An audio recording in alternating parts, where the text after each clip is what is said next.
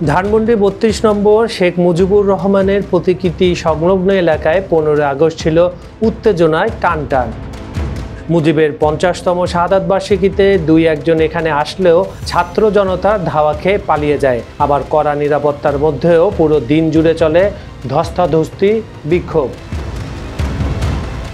গতকাল সকাল থেকে ধানমন্ডি ৩২ নম্বর এলাকায় ছিল নিরাপত্তার কড়া প্রহরা। মূল ফটকের সামনেই ছিল পুলিশের ব্যারিকেড, জলকামান আর এপিসি। এই সময় এখানে অনেকে ঘুরতে আসলেও তাদেরকে ঢুকতে দেওয়া হয়নি। এর আগে বৃহস্পতিবার সন্ধ্যার পর থেকে সরগরম হয়ে ওঠে ধানমন্ডি ৩২। সড়কের দুই প্রবেশ মুখ কাঁটাতারের বেড়া দিয়ে আটকে অবস্থান নেয় পুলিশ। জলকামান সহ সাজোয়া যানও ছিল সে সময়।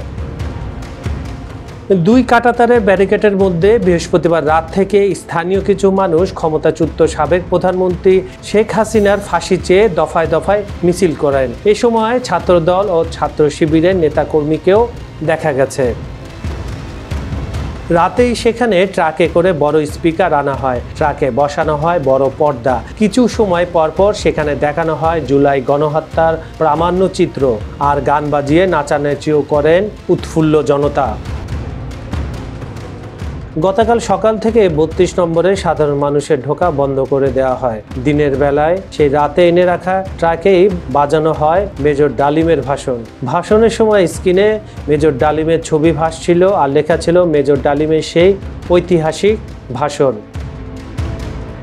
সাধারণ মানুষকে সরিয়ে দিলেও সেখানে পুলিশ ঘেরাটোপের মধ্যেই সংবাদ মাধ্যমের কথা বলেন মিষ্টি বিতরণ করতে আসা একদল লোক। তারা সবাইকে নাজাত দিবস উপলক্ষে মিষ্টি খাওয়ান।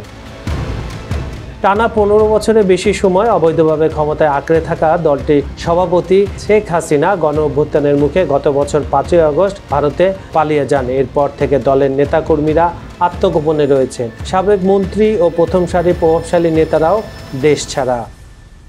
কাজল হায়দার, খবর সংযোগ।